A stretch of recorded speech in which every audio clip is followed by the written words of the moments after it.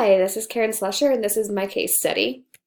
This case study really looked at a specific school where the principal was still rather new, but faced with a scenario where one of the teachers was potentially not treating her students in the manner in which she should be treating them. And this was coming from multiple parent reports to both herself and to the school board and the superintendent. And so in this situation, the principal, Mrs. Wilson, is having to look at whether or not she wants to take action, and if so, what kind of action she needs to take. The big problem here is that the teacher in question had been known to be a fantastic teacher. There are several situations, though, that had come up recently where it showed that she might be going a different route. One of those being that she refused to adopt a new curriculum that the school had been asked to pilot for the district, and other teachers were excited to take on. Other teachers had been talking about how this teacher had been struggling with home life or personal problems. The principal in question had only just finished her second year of administration at the school and still kind of a little unsure about rocking the boat, as she put it.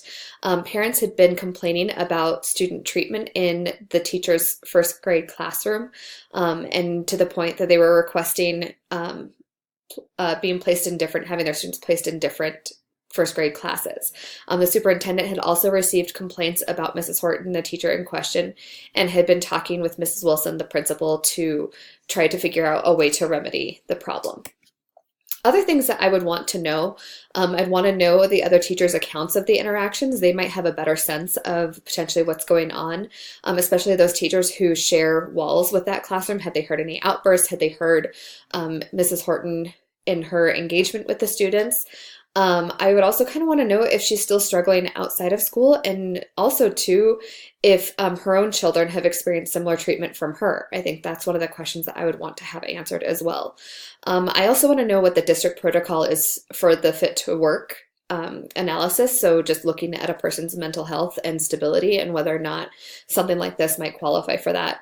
I would also want to know what the potential is for other teachers stepping in and helping out if Mrs. Horton is deemed unfit for work, and what kind of access we might have to a long-term sub in order to help Mrs. Horton kind of sort out her affairs and to make sure that she is in a better place to be in the classroom. The big problem here is that Mrs. Horton is struggling with what seems to be an emotional breakdown. It's hard to classify that since I'm not an actual psychiatric doctor. The students in the classroom are afraid and upset and not wanting to come to school. Parents are demanding new classrooms for their children. The district is fielding multiple complaints. Mrs. Horton is not working cooperatively with her colleagues within the school anymore, and it really seems as though Mrs. Horton needs some sort of evaluation completed before she's in the classroom. My plan of action really revolves around looking at what the district and HR would recommend. I think it's really important in this kind of a situation to engage with district officials and to engage with human resources, because this kind of situation is not easy. After watching my interaction with her after looking at the interaction with the parent and Mrs. Horton, I really think that it's important to plan for a fit for work evaluation. And so that would mean that we would have to look at meeting with human resources, potentially a district leader, and Mrs. Horton to kind of talk about what the scenario is and what's currently taking place, and the reports that we're receiving from multiple perspectives.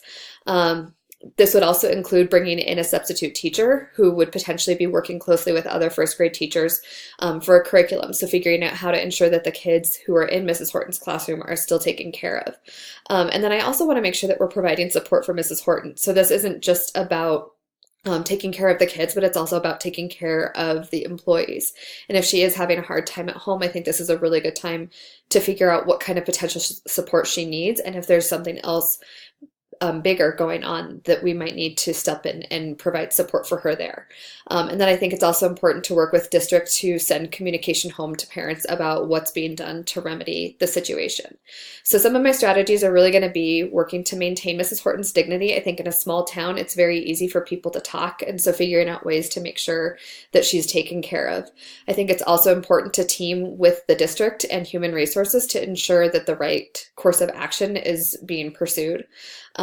It's also important to provide a safe learning environment. And so after observations of Mrs. Horton's behavior, I think it's really important right now to make sure that the children feel like they have a place where they can come to school and that they can learn and they're not concerned about what that's going to look like. And then I also think that the communication is an important component. And so figuring out what can be communicated and how that will be communicated to make sure that parents have what they feel they need to have in order to trust the school and to trust the education that their kids are going to be getting. And then depending on what happens and how things are taken care of, I think it's also important to figure out how to potentially re-engage Mrs. Horton into the school system. As far as what's best for all students, I mean, the number one has to always be whether or not they have a safe and comfortable learning environment, which right now they have in question. So really that's the priority, is how do we reestablish a place where the kids want to learn? It's important for us to be providing high quality teachers. And so figuring out an interim kind of situation while this situation is being handled is really important. I think it's also important now that teachers are willing to work collaboratively with one another. And so having an environment where teachers are working with one another, that they're supporting one another, they're challenging one another, is going to be a priority as well. And that we want the teachers to be excited and that they want to welcome the kids, that they're not showing any sort of animosity towards them, or that they are lackluster in how they greet the kids. And then also that we're providing equitable experiences. I want the same experience for every single first grade classroom to be the same. And so that one kid isn't going to have a much better education because they had one specific teacher instead of another. In terms of thinking through this, my first thought was that Mrs. Horton is having some sort of breakdown, that students are not safe, they're not comfortable in her classroom, that the parent accounts are numerous. I also started to think or wonder if Mrs. Horton could have experienced some sort of abuse at home, and whether or not her two kids might have experienced something along those lines as well. And I also thought that the principal maybe should have been in classes more frequently. And so could the principal have done more to observe and evaluate what was potentially going on? As I was going through this, I really did feel for Mrs. Horton. I think it's hard when you don't fully know what's happening at home. And so that would be one of my situations. But what goes beyond that is just my concern for the children in her class. And so I think witnessing the outburst is really what puts that in the forefront, and really worrying for how the children have felt like they don't want to be at school. I'm frustrated for the other teachers because they definitely don't deserve to have that kind of a colleague, and then frustrated for the parents because the parents just want to provide the best for their kids. And then I was also feeling really unsure of the quality of home life at the Hortons, and just wondering what that was like, and feeling for the family.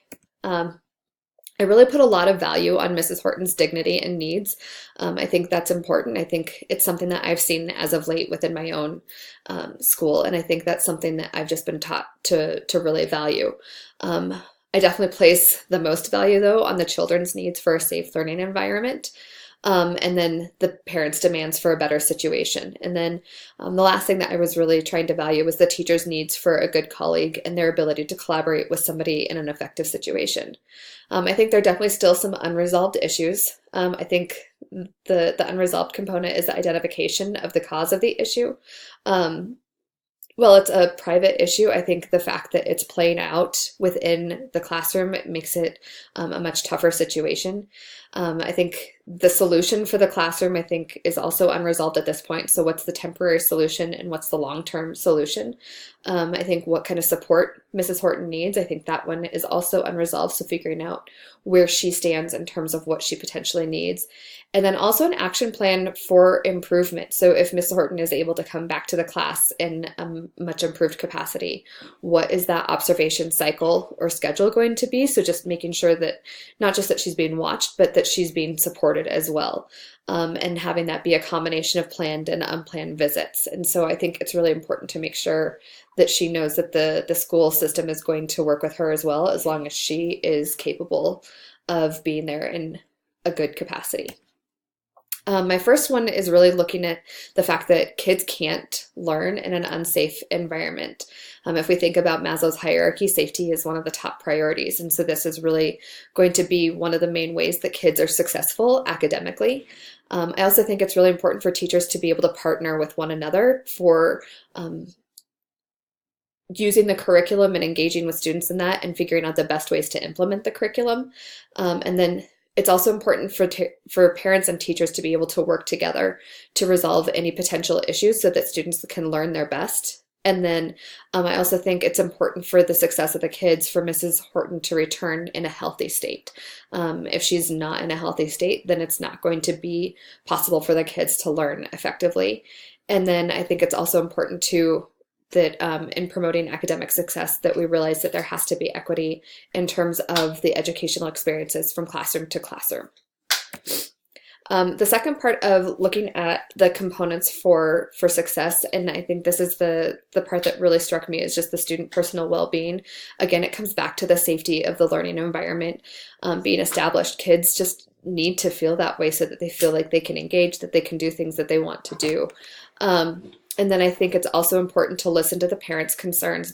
If the parents are having concerns that their kids are crying, that they're not eating, that they don't want to come to school, I think it's really important to take that into consideration and to look at how we provide for those students and to make sure that they're comfortable being where they want to be. I think it's good for the kids in this situation to remove Mrs. Horton just while we figure out what's going on, and then also how do we handle the communication that goes home. So what is it that people know, and how do we make sure that parents understand that their students are going to be taken care of, and that matters significantly to us at the school. And then the last component that I really looked at was the whole notion of instructional capacity. Teachers can't teach if they are mentally caught up in something else, and it's really hard to provide the quality of education that they deserve if that's an issue. And so it really is important to make sure that we provide the right kind of health evaluation. And then in the same time too, just honoring and recognizing the teaching quality. So, knowing that Mrs. Horton had been a high quality teacher and acknowledging that with her, I think would go a long way in terms of talking about what kind of support that we need to provide, and making sure that we can get her back to what she had been in a way that she felt like she could continue on. We also need to make sure that teachers can continue to grow. So if teachers are choosing to not adopt new curriculum, then we really have to look at the justifications for those decisions and the willingness to address change for improved instruction. And then we also need to make sure that teachers are willing to effectively collaborate in groups, and that if there are teachers who are unwilling to do this, it's going to harm the whole of the school in terms of instruction. And so figuring out how to go about doing that. This case study was definitely a little bit harder just because you want to be able to support your teachers, but at the same time, the priority always has to come down to the students. And so really looking at who your staff is and whether or not they need any support is just tough. So hopefully taking these steps really would provide the staff with just that encouragement that the school and district will look out for them. And in looking out for them, they're really looking out for